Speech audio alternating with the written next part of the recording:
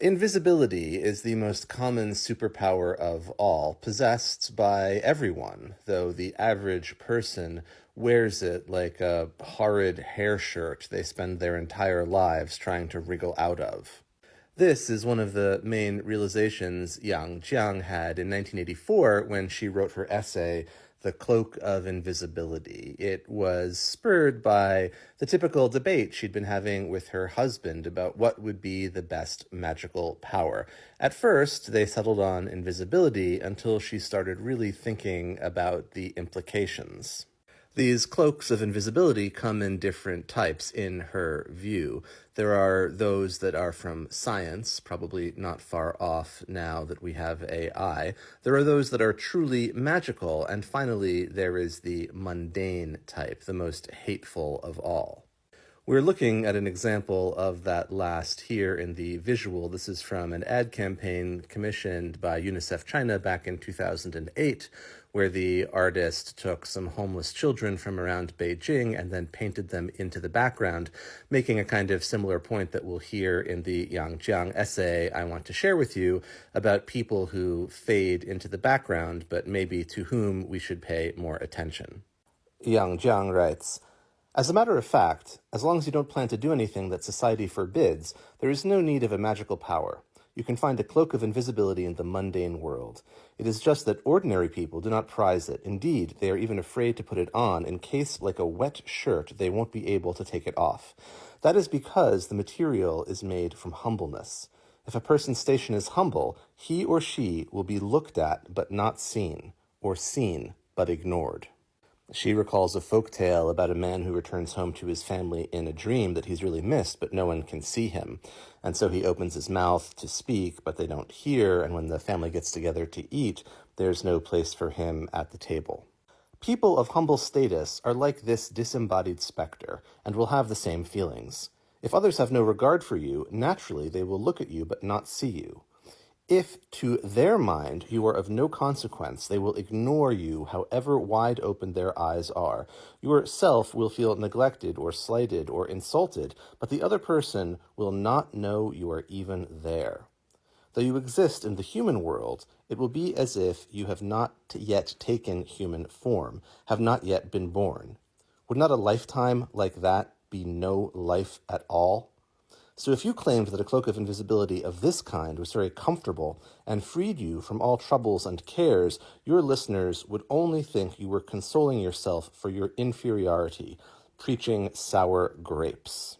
The average person, in her view, wants to stand out above the masses, maybe more understandable than ever in these days of social media. They complain despondently or rage violently with the sole aim of one day ridding themselves of their cloak of invisibility so that they can appear in public and show what they are made of. She then turns to foreigners as a convenient other to make her point, an old strategy. English speakers have a phrase for society, the snake pit. Each of the teeming mass of snakes desperately sticks up its head, stretches out its body, and shoves the other snakes aside or pushes them down. One snake's head after another breaks the surface and goes under again. One snake's body after another arches up and is pressed down. Snake tails are knotted into balls, indistinguishable and inextricable. It's a horrible vision of what society might be, and in a way, she's kind of channeling here Eminem as he raps in 8 Mile about the crabs in a bucket, everyone yearning for that one brief moment in the sun that might actually make life worthwhile. Given that life is short, the brief moment on the crest of the waves can still be the mark of a life's achievements and be something to be proud of. Who would be a good-for-nothing? Who would want to always be groveling at people's feet?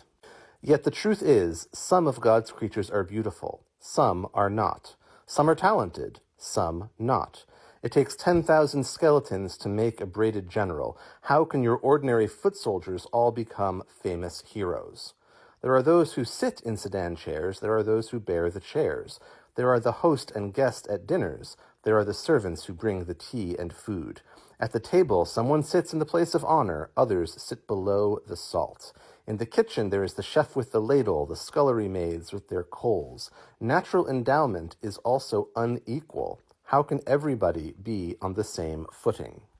But it's not just a matter of endowments for Yang Jiang. It's also a matter of predilections, of tastes, and of inclinations. And she illustrates this cross-culturally with reference to two famous novels. The first is called The Scholars, a famous classical Chinese novel, and Don Quixote by Cervantes. And she chooses this actually because she is the most famous translator of that work into Chinese.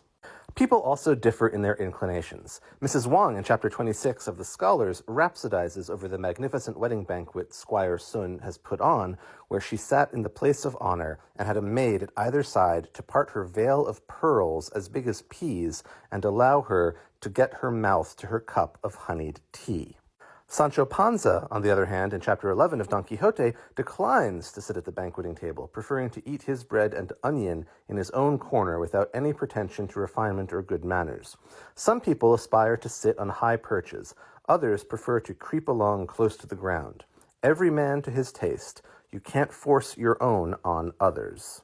This might sound a bit like her version of De Gustibus Non Disputandum, but she continues with a caution about trying to exceed your place. Our mediocre brethren, for example, might take it into their heads to be a man above other men, but how can that be done? There is an old saying, to want to be top dog is to look for trouble. The higher a monkey climbs, the more unappetizing a spectacle its bare red bottom presents. To be in a hurry to rid oneself of the cloak of invisibility will lead to making an exhibition of oneself, if all that one is wearing underneath is the emperor's new clothes. A lot of people possessed of a modicum of talent waste the energy of a lifetime striving for superiority only to achieve nothing, all totally pointless. Her answer really is that people should make the best of their opportunities and not give up on themselves, but understand their limitations. A turnip should endeavor to be a good, juicy, crunchy turnip. A cabbage should endeavor to be a good, round, firm-hearted cabbage. Turnips and cabbages are everyday vegetables. They don't pretend to be fine fruits laid out on temple altars. At home, the children have a rhyme to the effect that the shepherd's purse in bloom outdoes the peony, but that could hardly be. I have seen a tiny blue flower among the grass, and have often wondered whether it is what the Westerners call a forget-me-not, on account of it being too small to attract notice.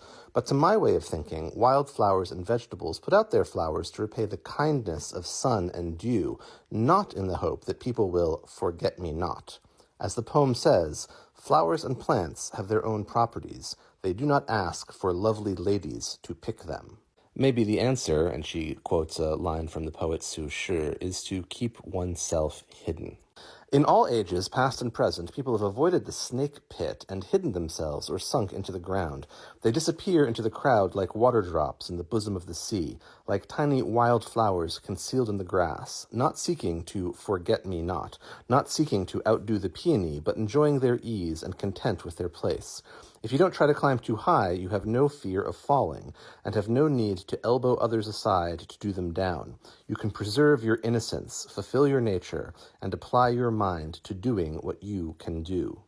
And here's where she starts to talk about the virtues of that mundane kind of invisibility. Moreover, under the cover of a cloak of invisibility, there are other gains to be made, which cannot be snatched from you. She points out that people are always writing poems about the beauty of creation, but actually there are other kinds of social pleasures and treasures that we create for ourselves. But apart from the creator's treasures, there are also things created by our fellow human beings. Manners and mores are more fascinating than the bright moon and fresh breezes. They can be read like a book or watched like a play. Descriptions in books, performances, and plays are in the end only works of art, however lifelike they might be. Manners and mores are unthinking and artless, and frequently go beyond rhyme and reason, taking startlingly or frighteningly original forms, so they make a deeper impression and give more peculiar pleasure. It is the humble person who is best placed to see the true face of manners and mores, as opposed to artistic performances directed at an audience. However, all of this is wasted breath. I doubt if those eager to rid themselves of their cloak of invisibility will take any notice, or if those who were unaware that there was such a thing as a cloak of invisibility in the mundane world will open their eyes now they do know. To be fair, cloaks of invisibility, whether supernatural or natural, do have their drawbacks, and not minor drawbacks at that. She starts out with the science example and talks about H.G. Wells' The Invisible Man, and her whole point is that in that novel, he has to go to great lengths to actually conceal the fact that he is, in fact, invisible, making the invisibility invisible. Of course, this was the invention of short-sighted science and is far inferior to the magical cloak of invisibility. The latter can be taken off at any time and can be worn over ordinary clothes. However, the body of flesh and blood below the cloak is only mortal stuff. It cannot stand extreme heat or cold and is susceptible to injury. Let alone assault with a knife or a spear, scalding with water and searing with fire, even knocks from bricks and wood or trampling from heavy feet are more than it can bear. So if one has no spell to effect instant evasion, one can only guarantee one's safety by developing an adamantine body like the Buddhist saints. There are similar drawbacks to the mundane cloak of invisibility. The soul in the house of flesh cannot be impervious to the blowing hot and cold of snobbery, and cannot suffer knocks. It is idle to talk of making yourself invulnerable to cuts and burns, yet if you do not have that invulnerability, the very advantage of being able to see the true face of manners and mores turns against you, and you are liable to explode with anger or be stabbed in the heart. You will certainly not be in the mood to sit back and enjoy the spectacle like a good play. What's more, it won't be like a play performed to entertain an audience that you can choose to not watch. If the limping devil, that the French novelist Lesage created, invited me to join him on his nocturnal excursions and offered to lift up the roofs of houses to let me see what was going on inside, I would certainly turn his offer down. Do you have to be an eyewitness to get worldly wisdom? Through being an eyewitness, do you necessarily get worldly wisdom?